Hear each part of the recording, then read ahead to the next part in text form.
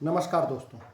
आज हम शुरू करने जा रहे हैं दोबारा से एक नया पेपर सोशियोलॉजी के कुछ महत्वपूर्ण क्वेश्चंस जो आपके आने वाले एग्जाम्स के अंदर सेकंड ग्रेड के अंदर बहुत ही महत्वपूर्ण साबित होंगे। तो चलो स्टार्ट करते हैं, देखते हैं। क्वेश्चन नंबर फर्स्ट, निम्न में से राधा कमल मुखर्जी के द्वारा लिखित पुस्तक चुनिए। एक पुस्तक का क्वेश्चन है और आपको मैं बता चुका हूँ ऑलरेडी कि हर बार कहीं ना कहीं एक या दो पुस्तकें एग्जाम्स में पूछी जाती हैं। द इवोल्यूशन का values, the social structure of values, new knowledge in human values और द सोशोलॉजी ऑफ वैल्यूज। तो मैं आपको पहले ही ऑलरेडी बता चुका था, अगर आपने मेरे पिछले वीडियो देखे हों तो मैंने कहा था कि राधा कमल मुखर्जी ने सामाजिक मूल्य के ऊपर सबसे ज़्यादा काम किया है। इसलिए इनको आपको पता है कि सामाजिक मूल्यों का अध्ययन करने वाला कहीं ना कहीं इनका प्रतिपादक माना जाता है। ध्यान रखिएगा, पहले मूल्यों के समाजशास्त्र का कहीं ना कहीं अगर लिखना चाहो तो मूल्यों के समाजशास्त्र का प्रतिपादक माना जाता है किसको? राधा कमल मुखर्जी को, पहली चीज। दूसरी, मैंने कहा था इन्होंने जो मूल्यों की बात करी तो मूल्य इन्होंने कहा दो प्रकार के, एक साधन मूल्य और दूसरे कहीं ना कहीं साध्य मूल्य। ये भी आपको पता होगा। ये दो चीजें मैं ऑलरेडी आपको पहले ही बता चुका हूं। तीसरी चीज ध्यान रखिएगा, राधा कमल मुखर्जी लखनऊ विश्वविद्यालय के 1921 में क्या बने? विभागाध्यक्ष। और इन्हें भारतीय विभागाध्यक्ष बनने का श्रेय कहीं ना कहीं जाता है, यानी कि प्रथम भारतीय जो विभागाध्यक्ष के रूप में जिन्होंने काम किया। तो पुस्तक की बात करें तो कहीं ना कहीं वैल्यूज हर चीज में है, लेकिन ध्यान रखिएगा इसका सही आंसर है the social structure of values, the evolution of values. ये थोड़ा सा मिसप्रिंट हो गया। The social structure of values, new knowledge human values, the sociology of human values. तो सबसे महत्वपूर्ण आंसर ध्यान रखिएगा, आंसर नंबर बी इसका करेक्ट आंसर होगा। नेक्स्ट क्वेश्चन की बात करते हैं। योगेंद्र सिंह के अनुसार परिस्थिति के अंतर्गत निम्न में से मूल्य का कौन सा सेट सम्मिलित है? यानी कि योगेंद्र सिंह जो भारतीय समाजशास्त्री है, उन्होंने परिस्थितिकरण के अंतर्गत किन को शामिल किया है? मानवता उदारवाद को, मानवता भौतिकवाद को, मानवता तर्क बुद्धिवाद को और तर्क बुद्धिवाद और भौतिकवाद को। तो ध्यान रखिएगा, योगेंद्र सिंह की बात करें तो उन्होंने दो बातों के ऊपर सबसे ज़्यादा फोकस किया है, एक मानवता और एक कहीं ना कहीं तर्क की बात करिए, तर्क बुद्धि की, लॉजिकली उन्होंने कहीं ना कहीं बात कही है। एक ह्यूमैनिटी की बात और एक लॉजिक इंटेलिजेंसी की बात उनके द्वारा कही गई है। तो इसका आंसर क्या होगा? से इसका करेक्ट आंसर होगा। ध्यान रखिएगा एग्जाम की दृष्टि से। नेक्स्ट क्वेश्चन की बात करते हैं। भारत में पिछड़ा वर्ग आयोग का प्रथम सभापति कौन था? तो ये आपके एग्जाम्स के अंदर पूछा जाता है। ये कहीं ना कहीं हर एग्जाम्स में आपके एसएसटी के अंदर हो सकता है, ये पॉलिटिकल साइंस के अंदर कहीं ना कहीं पूछ लिया जाए। तो ध्यान रखिएगा, पिछड़ा वर्ग के प्रथम सभापति कौन थे? काका कालेलकर। और ये लगभग सभी को पता है। बस दो चीज ध्यान रखिएगा, एक तो 1953 के अंदर इनको अपॉइंट किया गया था और 1955 में इन्होंने अपनी रिपोर्ट पेश करी थी। प्रथम पिछड़ा आयोग का गठन किया गया था। बीपी मंडल आपको पता ही है, जिन्हीं की सिफारिश के आधार पर बाद में ओबीसी को कहीं ना कहीं, ओबीसी जो वर्ग है, अदर बैकवर्ड क्लास को कहीं ना कहीं आरक्षण दिया गया, उसकी सिफारिश बीपी मंडल के द्वारा की गई थी। तो ये याद रखिएगा, काका कालेलकर आयोग। नेक्स्ट की बात करें, पीजेंट स्ट्रगल इन इंडिया पुस्तक के लेखक कौन हैं? तो मैंने कहा पुस्तकों की बात आपके एग्जाम्स में बार बार पूछी जाती है। डी.एन. मजूमदार, दीपांकर गुप्ता, ए.आर. देसाई और डी.पी. मुखर्जी। तो ध्यान रखिएगा, पीजेंट स्ट्रगल इन इंडिया पुस्तक जो लिखी गई थी वो ए.आर. देसाई के द्वारा लिखी गई। पहली चीज़ तो ये ध्यान रखिएगा। और ए.आर. देसाई के बारे में मैं ऑलरेडी आपको पहले ही बता चुका हूँ, ये कहीं ना कहीं मार्क्सवादी विचारधारा से प्रभावित थे। मार्क्सवादी विचारक या विचारधारा, बात ध्यान रखिएगा। आपसे पूछा जाए एग्जाम्स के अंदर कौन से भारतीय समाजशास्त्री थे जो कहीं ना कहीं मार्क्सवादी विचारधारा से प्रभावित थे या मार्क्सवादी विचारधारा के आधार पर उन्होंने अपने समाजशास्त्र का क्या किया? अध्ययन किया। तो याद रखिएगा, ऐतिहासिक भौतिकवाद के आधार पर मार्क्सवादी विचारधारा को लेकर इन्होंने समाजशास्त्र का क्या किया? अध्ययन किया। तो इसका आंसर क्या होगा? ए.आर. देसाई। याद रखिएगा, एग्जाम्स में पूछा जा सकता है ए.आर. देसाई के बारे में। और सिंपली पूछ लिया जाए मार्क्सवादी विचारक इनमें से कौन थे? तो ये सिंपल क्वेश्चन भी आपके एग्जाम्स में आ सकता है। नेक्स्ट क्वेश्चन की बात करें, सामाजिक स्त्रीकरण के संदर्भ में कौन सा कथन सही है? स्त्रीकरण की बात करा है, यानी कि ऊपर से नीचे की बात की जा रही है। स्त्रीकरण का मतलब कहीं ना कहीं उनके अंदर कई सारे हियरार्की आपको देखने को मिलेंगे। तो यह सार्वभौमिक विशेषता है, यह किसी खास समाज की विशेषता है, यह एक स्थानीय विशेषता है, और यह केवल भारतवर्ष की विशेषता है। तो ध्यान रखिएगा, सामाजिक स्त्रीकरण, सोशल स्ट्रक्चर के अंदर कहीं ना कहीं हियरार्की हर समाज में पाई जाती है, चाहे वो भारतीय समाज हो, उसमें भी कई सारे वर्ग आपको देखने को मिलेंगे, ऊपर, निम्न, निम्न, मध्यम वर्ग, उच्च मध्यम वर्ग, निम्न मध्यम वर्ग, अपर क्लास और अपर क्लास, ठीक है। तो इस तरह का जो स्त्रीकरण आपको देखने को मिलेगा ऊपर से नीचे की तरफ, तो ये आपको हर समाज में देखने मिलेगा। तो इसका आंसर क्या होगा? यह एक सार्वभौमिक विशेषता है, ध्यान रखिएगा। तो इसका करेक्ट आंसर क्या होगा? पांचवा आंसर का ए आंसर, ध्यान रखिएगा। नेक्स्ट क्वेश्चन की बात करें, समाजशास्त्र को व्यवस्थित रूप किसने दिया? समाजशास्त्र को व्यवस्थित रूप किसने दिया? अगर आपने मेरी फर्स्ट क्लास ही पढ़ी हो तो मैंने आपको बता चुका था कि समाजशास्त्र को नाम देने वाला समाजशास्त्र का पिता तो कौन है? Auguste Comte. लेकिन समाजशास्त्र को व्यवस्थित रूप से स्थापित करने का श्रेय इमाइल दुर्खिम को जाता है। The rules of sociological method, the rules of sociological method जो इनकी पुस्तक थी, उसमें इन्होंने कहीं ना कहीं वही रूल्स और उस मेथड को बताने की कोशिश करी है जिस आधार पर समाजशास्त्र को व्यवस्थित बनाया जा सके। तो इसका पूरा श्रेय किसको जाता है? इमाइल दुर्खिम को जाता है। तो इसका आंसर ध्यान रखिएगा, इमाइल दुर्खिम। नेक्स्ट क्वेश्चन की बात करें, प्रथम भारतीय समाजशास्त्री जो विभागाध्यक्ष बने, ये तो मैं आपको ऑलरेडी बता ही चुका हूं। अगर आपने पिछले क्वेश्चन को अच्छे से सुना होगा उसकी व्याख्या, तो मैंने कहा प्रथम भारतीय समाजशास्त्री के रूप में कौन हो सकता है? तो प्रथम समाजशास्त्री के रूप में आपको देखने को मिलेगा कौन? राधा कमल मुखर्जी। ध्यान रखिएगा, लखनऊ विश्वविद्यालय, कौन सा? लखनऊ विश्वविद्यालय के विभागाध्यक्ष के रूप में इन्होंने काम किया। प्रथम, आपसे पूछा जाए प्रथम समाजशास्त्री जो विभागाध्यक्ष के रूप में काम किया वो कौन है? सर पैट्रिक गेट्स प्रथम विभागाध्यक्ष इनको आ जाता है। लेकिन अगर आपके सामने भारतीय आ जाए तो आपको ध्यान देना है क्या? राधा कमल मुखर्जी। आपसे पूछा था जीएस घुरिये, तो ध्यान रखिएगा जीएस घुरिये जो सर पैट्रिक गेट्स के बाद बंबई विश्वविद्यालय के क्या बने? विभागाध्यक्ष समाजशास्त्र के बने। और उसके बाद उसी विश्वविद्यालय के विभागाध्यक्ष कौन बने? के.एम. कपाड़िया। तो ये स्पष्ट ध्यान रखना चाहिए, क्लियर होना चाहिए कि ये दोनों कहाँ के थे? बंबई के। दोनों क्या? तीनों। सर पैट्रिक भी बॉम्बे के।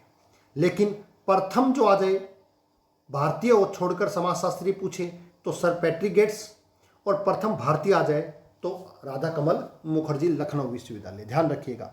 तो नेक्स्ट क्वेश्चन की बात करें, निम्नलिखित में से निर्धनता का कौन सा कारण है? निर्धनता के कारण की बात कही गई, अशिक्षा, बेरोजगारी, जनसंख्या वृद्धि। तो मैंने कहा था 2 से 3 क्वेश्चन आपके एग्जाम्स में उस तरह के आएंगे जो आपके कॉमन सेंस पर आधारित होंगे, जिनके लिए किसी बुक्स को, किसी टॉपिक को पढ़ने की आवश्यकता नहीं होगी। तो ध्यान रखिएगा, निम्नलिखित में से निर्धनता का कौन सा कारण है? ये तीनों ही कहीं ना कहीं कारण आपको स्पष्ट दिखाई देंगे। तो सिंपल प्रश्न था, तो इसका आंसर होगा द। ध्यान रखिएगा। नेक्स्ट क्वेश्चन की बात करें, अच्छा इसमें एक चीज और लिख सकते हो अगर आप लिख रहा, निर्धनता की जब हमने बात करी तो आपके एग्जाम्स में बार बार पूछा जाता है निर्धनता की संस्कृति। निर्धनता की संस्कृति की अवधारणा किसके द्वारा दी गई? तो मैं आपको कई बार बता चुका हूं, ऑस्कर लेविस। और ये आपके एग्जाम्स में कई बार पूछा भी गया। तो ध्यान रखिएगा, ऑस्कर लेविस के द्वारा निर्धनता की संस्कृति की अवधारणा को पेश किया गया था। नेक्स्ट क्वेश्चन की बात करें, निम्नलिखित में से किसने मनुष्य समूह को प्राथमिक और द्वितीय समूह, यानी कि समूह के रूप में किसने समूह को 2 भागों में बांटा? एक प्राथमिक समूह और एक द्वितीय समूह। तो ये आपको सिंपल पता होगा, मेरी पिछली क्लासें आप ले चुके हो। C.H. कूले के द्वारा समूह को प्राथमिक समूह और द्वितीय समूह के रूप में बांटा गया। आपको पता ही है, इनकी एक बहुत फेमस पुस्तक है सोशल ऑर्गेनाइजेशन, इसको भी आपको याद रखिएगा। इसी पुस्तक में इन्होंने बताया गया था कि समूह 2 प्रकार के होते हैं, प्राथमिक समूह, द्वितीय समूह। प्राथमिक समूह क्लोज समूह, पड़ोस, खेल समूह, परिवार, इनको इन्होंने कहीं ना कहीं प्राथमिक समूह में सम्मिलित किया था। तो ये ध्यान रखिएगा। तो इसका आंसर क्या होगा, आपको पता है CH उले, याद रखिएगा, एग्जाम्स में पूछा जा सकता है। नेक्स्ट क्वेश्चन, सभी सामाजिक परिवर्तन विचारों के माध्यम से घटित होते हैं, ये ध्यान रखिएगा। ये फिर एक डेफिनेशन है और मैंने कहा था आपके एग्जाम्स में 2 से 3 डेफिनेशंस पूछी जा सकती है, इसको याद। सामाजिक परिवर्तन विचारों के माध्यम से होता है। जब विचारों की बात करें तो ध्यान रखिएगा ऑकबर्न और नीमकॉफ के द्वारा ये कहा गया कि सामाजिक सोशल जो चेंज होता है वो थॉट्स के माध्यम से कहीं ना कहीं होता है। मेरिल के बारे में एक चीज़ और याद रखिएगा, एग्जाम्स में पूछ लिया जाता है। तो मेरिल ने भी सामाजिक परिवर्तन की बात कही गई और उन्होंने कहा है कि सामाजिक परिवर्तन वो परिवर्तन है जो मानवीय क्रियाओं में होने वाला परिवर्तन, मानवीय क्रियाओं में होने वाला परिवर्तन। और मैंने कहा मैकाइवर पेज ने तो कहा है सामाजिक परिवर्तन वो जो सामाजिक संबंधों में जो परिवर्तन होता है उसे ही सामाजिक परिवर्तन के रूप में मैकाइवर और पेज के द्वारा माना गया। तो डेफिनेशंस थोड़ी सी आपको याद रखनी है। तो इसका आंसर ऑकबर्न और नीमकॉफ। नेक्स्ट क्वेश्चन की बात करें, हम के आधार पर समूह का वर्गीकरण। मैंने कहा क्वेश्चंस बार बार रिपीट होते हैं क्योंकि सोशियोलॉजी जो आपका सेकंड ग्रेड है उसका सिलेबस बहुत ही छोटा है और वो क्वेश्चन बार बार आपके हर एग्जाम्स में भी रिपीट होते हैं। तो हम के आधार पर समूह का वर्गीकरण किसने किया, मैंने आपको बताया था अमेरिकन समाजशास्त्री हैं समनर। और समनर ने मैंने कहा था एक पुस्तक लिखी थी फोकवेज, और फोकवेज के अंदर उन्होंने कहा था अंतः समूह और बाह्य समूह। और अंतः समूह को उन्होंने कहा हम समूह और बाह्य समूह को उन्होंने कहा वे समूह, जिसके हम सदस्य होते हैं, जो निश्चित होता है, ध्यान रखिएगा, और जो फैला हुआ था जिसका कोई निश्चित क्षेत्र नहीं होता, वो बाह्य समूह के रूप में स्थापित किया। किसने, समनर ने। तो इसका आंसर क्या होगा, समनर। ध्यान रखिएगा, आपके एग्जाम्स में पूछा जा सकता है। नेक्स्ट क्वेश्चन की बात करें, परिस्थिति से जुड़ा मूल्य जिसे पाने की विशेष योग्यता की जरूरत होती है। कोई तरह का क्वेश्चन नहीं है, सिर्फ समझने की बात है। अगर समझ जाओगे तो इसका आंसर देना बड़ा ही आसान हो जाएगा। परिस्थिति से जुड़ा मूल्य जिसे पाने की विशेष योग्यता की जरूरत होती है, यानी कि परिस्थिति से कौन सा मूल्य जुड़ा होता है जिसे हर व्यक्ति प्राप्त करना चाहता है। तो परिस्थिति के साथ सम्मान जुड़ा होता है, परिस्थिति के साथ भूमिका जुड़ी होती है, परिस्थिति के साथ स्टेशन जुड़ा होता है, या परिस्थिति से जुड़ा मूल्य जिसे पाने की विशेष योग्यता क्या कहलाता है, तो परिस्थिति के साथ प्रतिष्ठा जुड़ी हुई होती है। ध्यान रखिएगा, आपके एग्जाम्स में आने की पूरी इसकी संभावना है। परिस्थिति से जुड़ा मूल्य जिसे पाने के लिए विशेष योग्यता की जरूरत होती है कहलाता है प्रतिष्ठा। ध्यान रखिएगा, इम्पोर्टेंट है। और आपको पता ही है, स्टेशन की बात आपको पहले भी बता चुका हूँ। स्टेशन क्या है, स्टेशन आपको पहले ही बता चुका, अनेक परिस्थिति जितनी भी है, परिस्थितियों का योग, अनेक परिस्थितियों का योग ही क्या कहलाता है, स्टेशन कहलाता है। इसी स्टेशन को हम क्या कह सकते हैं, स्थिति संकुल कह सकते हैं। स्थिति संकुल एक ही बात है, ध्यान रखिएगा। स्थिति संकुल कह दूं या मैं स्टेशन कह दूं, एक ही बात है। और मतलब क्या है इसका, अनेक परिस्थितियों का योग कहलाता है। तो ध्यान रखिएगा। आज नेक्स्ट क्वेश्चन की बात करते हैं। आधुनिकीकरण प्रक्रिया है। आधुनिकीकरण मैंने कहा था जब आप पढ़ोगे तो आधुनिकीकरण पढ़ोगे, उसके बाद संस्कृतिकरण पढ़ोगे, विसंस्कृतिकरण पढ़ोगे, लौकिकीकरण पढ़ोगे। ये आपके टॉपिक में कहीं ना कहीं है, आगे की मेरी क्लासों में आपको देखने को मिलेगा। लेकिन आधुनिकीकरण की प्रक्रिया क्या एक आयामी, बहुआयामी, द्विआयामी, त्रिआयामी। तो मैंने कहा था आप अंदाजा ही लगाओ, आधुनिकीकरण कई तरीके से हो सकता है। उसका कोई एक आयाम नहीं होगा, उसके कोई 2 या 3 आयाम, कई आयाम हो सकते हैं। इसलिए सिंपल सी बात थी कि आधुनिकीकरण की प्रक्रिया कैसी होगी, बहुआयामी प्रक्रिया होगी। सिंपल सा प्रश्न था। और आधुनिकीकरण की अवधारणा किसके द्वारा दी गई, तो ध्यान रखिएगा डेनियल लर्नर के द्वारा ये अवधारणा दी गई। जबकि संस्कृति की अवधारणा आपको पता ही है, एम.एन. श्रीनिवासन के द्वारा अवधारणा दी गई संस्कृतिकरण की अवधारणा। लौकिकीकरण की अवधारणा भी एम.एन. श्रीनिवासन के द्वारा ही दी गई है। आगे इस पर बात करेंगे, ठीक है। तो इसका आंसर क्या होगा, आधुनिकीकरण प्रक्रिया कैसी है, बहुआयामी। और मैंने आपको कहा ये 1 या 2 क्वेश्चन में ही ये क्वेश्चन है जो बिल्कुल आपको किसी किताब से पढ़ने की आवश्यकता नहीं है, अपने दिमाग से भी इसको कर सकते हो। नेक्स्ट क्वेश्चन की बात करें, डॉक्टर घुरिये ने जाति की कितनी विशेषताओं का उल्लेख बताया। ये एक फैक्चुअल क्वेश्चन है, इसको आपको याद करना पड़ेगा, सिंपल सा। तो ध्यान रखिएगा, घुरिये के द्वारा जाति की कितनी विशेषताएं बताई गई है, आपके एग्जाम्स में आने की पूरी पूरी संभावना है। तो उन्होंने 6 विशेषताएं इसकी बताई गई थी। शादी, उसके अंदर अंतरजातीय विवाह होगा, उसकी अर्जित योग्यता होगी, समझ में आ गया, उसकी बहुसंस्कृति होगी, कई सारी जाति की विशेषताएं उनके द्वारा बताई गई थी। तो इसको ध्यान रखिएगा, फैक्चुअल क्वेश्चन है, याद रखिएगा 6। नेक्स्ट क्वेश्चन की बात करें, कंटेम्प्रेरी सोशल प्रॉब्लम पुस्तक के लेखक। मैंने कहा पुस्तक के क्वेश्चन आपके एग्जाम्स में आते हैं, और आपको पता ही है आपके एक टॉपिक का नाम ही क्या है, सामाजिक समस्या। इस हिसाब से इस पुस्तक को इम्पोर्टेंट कर लेना, वेरी वेरी हो सकता है, क्योंकि इस तरह के टॉपिक्स में आपसे ज़्यादा कुछ ना पूछकर वो सिंपल एक फैक्चुअल क्वेश्चन हमेशा डाल देता है। समझ में आ गई। और ये इसका आंसर याद रखिएगा, मर्टन और निस्बेट के द्वारा ये पुस्तक लिखी गई थी। ध्यान रखिएगा, कंटेम्प्रेरी सोशल प्रॉब्लम्स पुस्तक के बारे में। ठीक है। दूसरा, फुलमर और मायर्स का संबंध भी कहीं ना कहीं आपको देखने को मिलेगा, किससे है, सामाजिक समस्या से। इनके बारे में भी थोड़ा सा ध्यान रखिएगा, इनका संबंध भी किससे है, सामाजिक। और उन्होंने कहा था सामाजिक समस्याएं 3 प्रकार की होती हैं। उन्होंने कहा था एक प्राकृतिक समस्या होती है, एक नैतिक समस्या होती है, और एक सुधारात्मक समस्या होती है। तो 3 प्रकार की कहीं ना कहीं समस्या, सामाजिक समस्या किसने बताई, फुलमर और मायर्स के द्वारा बताई गई। आपके एग्जाम्स में पूछा जा सकता है, ध्यान रखिएगा। ठीक है। नेक्स्ट क्वेश्चन की बात करें,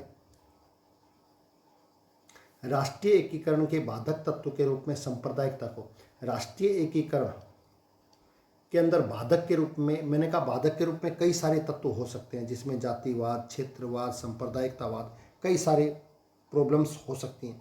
इसमें स्पेशल पूछा है कि सांप्रदायिकता को किसने माना है, तो इसको ध्यान रखिएगा। सांप्रदायिकता की जब भी बात है तो एस.सी. दुबे याद रखिएगा, श्याम शरण दुबे के द्वारा ये बात कही गई कि राष्ट्रीय एकीकरण की सबसे बड़ी समस्या क्या है, कि कहीं ना कहीं आपको सांप्रदायिकता देखने को मिलेगी। और इनकी एक पुस्तक ध्यान रखिएगा, इंडियन विलेज। राष्ट्रीय एकीकरण में सांप्रदायिकता को सबसे महत्वपूर्ण माना इनके द्वारा गया है, इसको ध्यान रखिएगा। इसके अलावा अगर आप सांप्रदायिकता की बात करें तो ध्यान रखिएगा, एक भारतीय समाजशास्त्री हैं योगेंद्र सिंह। योगेंद्र सिंह ने कहा है कि ये जो सांप्रदायिकता है ये कहीं ना कहीं राष्ट्रीय एकीकरण नहीं, उन्होंने कहा ये आधुनिकीकरण के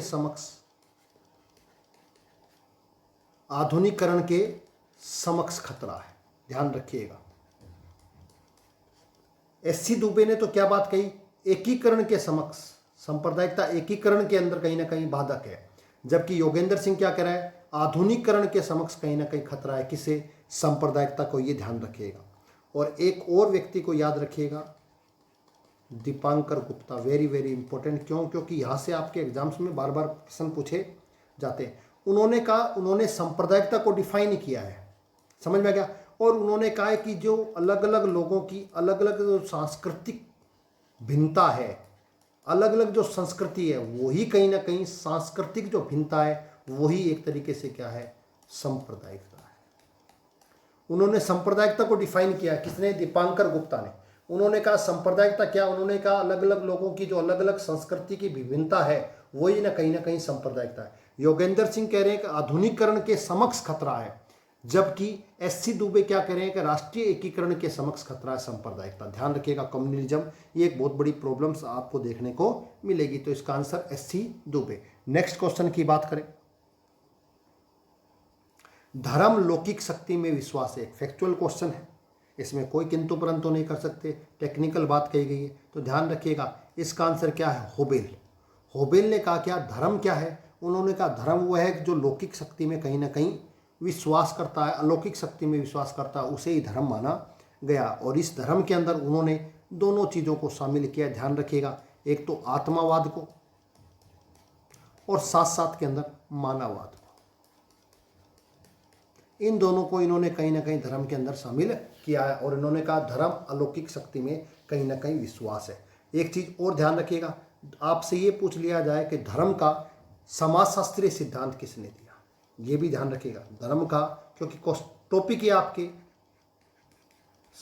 रिलीजन, तो ध्यान रखिए आ सकता है। धर्म का समाजशास्त्रीय सिद्धांत, तो धर्म का समाजशास्त्रीय सिद्धांत इमाइल दुर्खिम के द्वारा कहीं ना कहीं दिया गया था। इमाइल दुर्खिम के द्वारा कहा गया कि धर्म वो है जो पवित्र वस्तुओं में कहीं ना कहीं विश्वास करता है। जो भी पवित्र वस्तुएं उनमें क्या करेगा, विश्वास करेगा। पवित्र वस्तु में विश्वास प्लस और पढ़ना चाहते हो तो और ध्यान रखिएगा, उन्होंने कहा कर्म कांड में विश्वास, ध्यान रखिएगा, या कर्म कांड की व्यवस्था, एक ही बात है।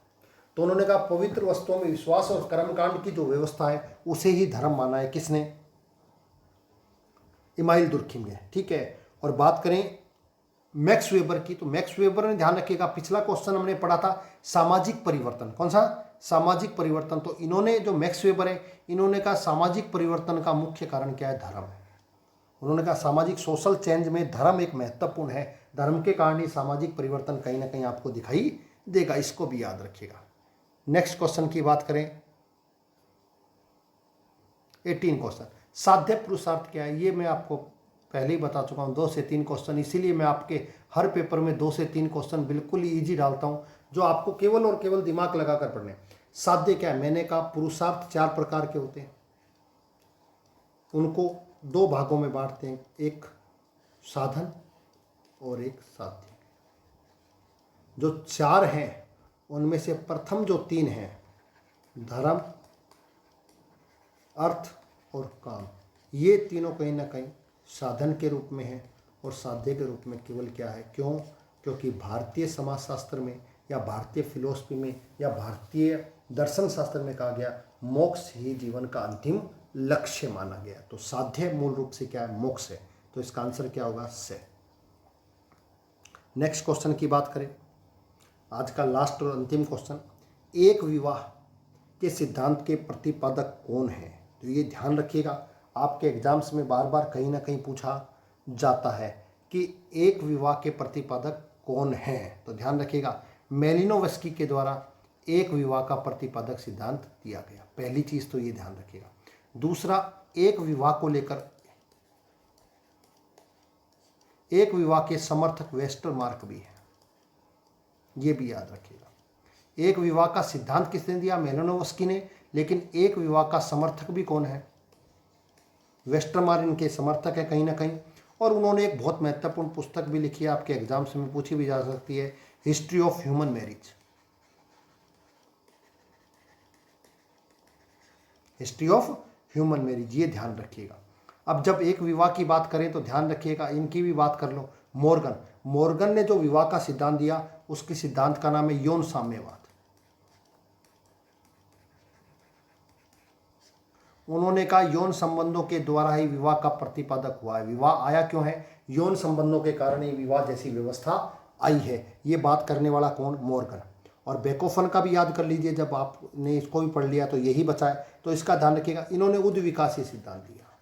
धीरे धीरे उद्विकासीय जैसे सिद्धांत होता है, उद्विकास होता है, धीरे धीरे वैसे ही ये विवाह की व्यवस्था धीरे धीरे अपने आप अपनी आवश्यकताओं के अनुसार धीरे धीरे क्या होती चली गई, विकसित होती चली गई। तो ध्यान रखिएगा, मॉर्गन के द्वारा यौन साम्यवाद का सिद्धांत दिया गया विवाह को लेकर, बेकोफन के द्वारा उद्विकासीय सिद्धांत दिया गया, वेस्टरमार्क ने कहीं ना कहीं एकल विवाह का समर्थन करने वाले हैं, और मेलिनोवस्की ने एक विवाह का सिद्धांत दिया है कि एक विवाह ही वास्तविक रूप से विवाह माना जाता है। तो आज के ये क्वेश्चंस थे, इनको देखिएगा, पढ़िएगा बार बार, और पिछले क्वेश्चंस बार बार कहीं ना कहीं रिपीट हो रहे हैं, जिससे आपका जो नॉलेज है वो कहीं ना कहीं स्थायी हो जाए। और जब स्थायी हो जाएगा तो आपके एग्जाम्स के अंदर आपका एक भी क्वेश्चन गलत होने की संभावना नहीं होगी, क्योंकि जब क्वेश्चन बार बार आते हैं, रिपीट होते हैं, तो वो कहीं ना कहीं आपकी परमानेंट मेमोरी में चले जाते हैं। और जब परमानेंट मेमोरी में चले जाते हैं तो आपके एग्जाम्स के अंदर आपकी कन्फ्यूजन होने की संभावनाएं नील हो जाती हैं, और जिससे आप ज़्यादा से ज़्यादा बेहतर पेपर दे सकते हो और उसका परिणाम भी क्या आएगा, बेहतर आएगा। तो आज की क्लास के लिए आपको बहुत बहुत धन्यवाद। Thank you very much.